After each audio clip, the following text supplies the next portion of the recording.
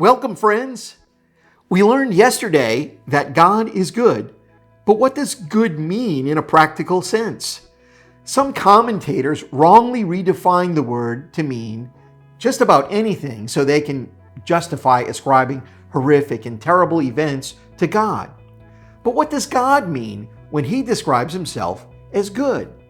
Well, Jesus defined God's version of good for us. And in doing so, he defined God for us. Jesus in Matthew 5:48 called his Father perfect. He defined God's perfection this way: A, loving those who don't love him back, Matthew 5:46. B, treating evil people as kindly as he treats good people, Matthew 5:45. C, loving his enemies, Matthew 5:44. These statements, A, B, and C, are to Jesus what a good God looks like, and they are what a perfect God looks like. Godspeed, my friends.